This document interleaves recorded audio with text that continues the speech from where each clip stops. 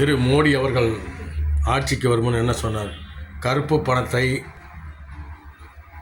எடுத்து பொதுமக்களுக்கு எடுத்தால் 15 லட்சம் ஒவ்வொரு குடும்பத்துக்கும் தர முடியும், அந்த அளவுக்கு கருப்பு பணம் பதுங்கி கிடக்கிறது என்று சொன்னார். ஆனால் அவர் இன்று வரை அந்த பணத்தை எடுக்கவும் இல்லை, செய்யவும் இல்லை. பல தொழிலதிபர்களுக்கு கடனையும் தள்ளுபடி செய்து வைத்திருக்கிறார். யாருடைய பணம்? நம் வரிப்பணம், பொதுமக்களின் வரிப்பணம். பெரிய பெரிய தொழிலதிபர்கள் இந்திய திருநாட்டை சுரண்டி ஏமாற்றிவிட்டு ஓடிவிட்டார்கள். யார் செய்த தவறு?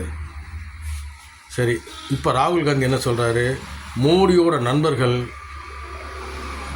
இருந்து பல கோடிகளை நாங்கள் ஆட்சிக்கு வந்தவுடன் எடுத்து பொதுமக்களுக்கு தருவோம் என்று சொல்கிறார். மோடி அன்று சொன்ன அதே கதையை ராகுல் காந்தி திருப்பி வாசிக்கிறார், அவ்வளவுதான். சரி, ராகுல் காந்தி ஆட்சிக்கு வந்தால் மோடி நண்பர்களிடம் இருந்த அந்த 16,000 கோடி இன்னும் இருக்கக்கூடிய கோடிகளை மோடி நண்பர்களிடமிருந்து எடுத்து பொதுமக்களுக்கு தருவாரா?